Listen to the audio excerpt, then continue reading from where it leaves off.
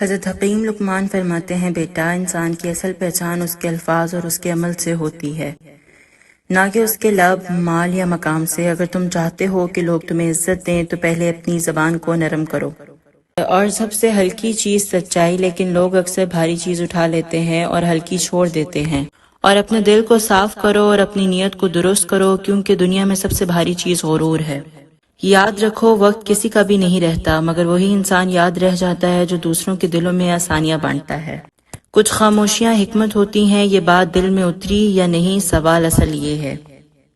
کبھی کسی کو چھوٹا نہ سمجھو، کیونکہ اللہ کی نظر میں وہی بڑا ہے جو عاجزی اختیار کرتا ہے۔ اور یہ بھی یاد رکھو کہ خاموشی کبھی کبھی سب سے طاقتور جواب ہوتی ہے، مگر ہر خاموشی کمزوری نہیں ہوتی۔ کیا ہم اپنی روزمرہ کی زندگی میں اس حکمت کو جینے کی ہمت رکھتے ہیں، یا صرف سننے کی حد تک محدود رکھتے ہیں؟ لوگوں کی باتیں دل پر نہ لیا کرو، لوگ تو امرود کو بھی میٹھا ہونے کی شرط پر خریدتے ہیں، بعد میں نمک لگا کر کھاتے ہیں۔ جو لوگ سنت کے مطابق داڑھی رکھتے ہیں وہ کئی قسم کی مردانہ بیماریوں سے محفوظ رہتے ہیں۔ رات کو سوتے وقت 3 بادام چبا کر کھانے سے چہرے کی جلد میں قدرتی چمک پیدا ہوتی ہے۔ نفس کی ایک خواہش پوری کرنے سے اللہ کے راستے میں سینکڑوں رکاوٹیں پیدا ہو جاتی ہیں۔ پیاز کا رس اور بڑی الائچی کے دانے بھون کر سانس کی تکلیف کا قدیم اور آموز علاج ہے۔ جب کوئی بندہ کسی عورت پر بری نیت سے نظر ڈالتا ہے، وہ اپنے دل میں اس سے زنا کر چکا۔ سبز الائچی پوٹیشیم اور کیلشیم کا خزانہ ہے جو بلڈ پریشر کو قابو میں رکھتی ہے۔ لوگ بیماریوں کے خوف سے غذا پہلے چھوڑ دیتے ہیں، مگر عذاب الہی کے خوف سے گناہ نہیں چھوڑتے۔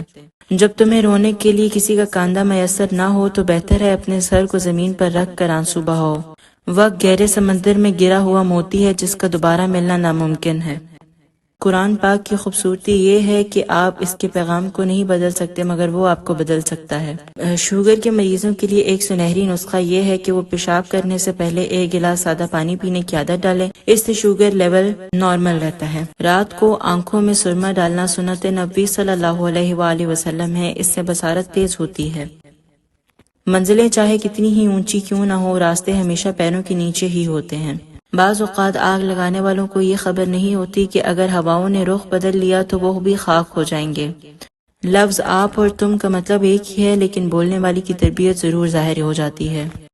غسل کے فوراً بعد کانوں کے پیچھے زیتون کے تیل لگانے سے دماغی کمزوری کا خاتمہ ہوتا ہے۔ گھر میں پودے لگانے کا عمل سانس کی بیماریوں سے بچاتا ہے۔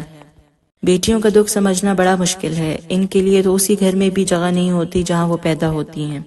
بے وقوفوں سے دوستی مت کرو، کیونکہ یہ مشکل وقت میں تیری مشکلات میں اضافہ کر دیں گے۔ ڈینگی بخار میں سبز الائچی کے دانے منہ میں رکھنا وائٹ سیلز کو تیزی سے بڑھاتا ہے، بس انہیں چبانا نہیں ہے۔ پالک کا زیادہ استعمال خون کی خرابی تو دور کرتا ہے، مگر اس سے زیادہ غصہ آتا ہے۔ جامن کا حد سے زیادہ استعمال پھیپھڑوں کے لیے نقصان دہ ہو سکتا ہے۔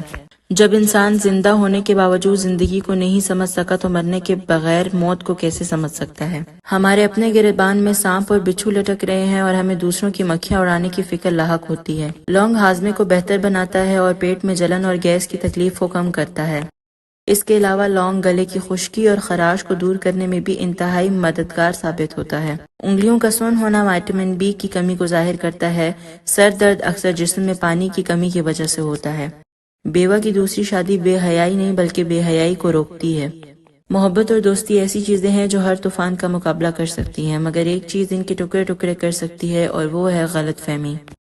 جب موت کا وقت قریب آتا ہے تو طبیب بے وقوف بن جاتا ہے اور دوا اپنے نفع پہنچانے میں گمراہ ہو جاتی ہے۔ بدبودار سانس معدے کے مسئلے اور ہاضمے کی خرابی کی نشانی ہے۔ زیادہ بال جھڑنا جسم میں آئرن کی کمی کی علامت ہے۔ بار بار جمائی آنا خون میں آکسیجن کی کمی کو ظاہر کرتا ہے۔ نفسیاتی تحقیق کے مطابق جو خواتین بات بات پر ٹینشن نہیں لیتی ہیں وہ طویل عرصے تک بوڑھی نہیں ہوتی۔ ٹانگوں اور پنجلیوں کے درد کے لیے نیم گرم پانی سے غسل کرنا بہترین علاج ہے۔ اچھا انسان سفر کی طرح ہوتا ہے جس کی اپنی کوئی قیمت نہیں ہوتی، مگر جس کے ساتھ جڑ جائے تو اس کی قیمت بڑھا دیتا ہے۔ سچ کا بھی عجیب ذائقہ ہے، خود بولو تو میٹھا لگتا ہے، کوئی دوسرا بولے تو کڑوا لگتا ہے۔ نمک کا زیادہ استعمال بلڈ پریشر کو خطرناک حد تک بڑھا دیتا ہے۔ زیادہ چائے پینے سے دانتوں کی اینمل خراب ہو جاتی ہے اور وہ کمزور ہو جاتے ہیں۔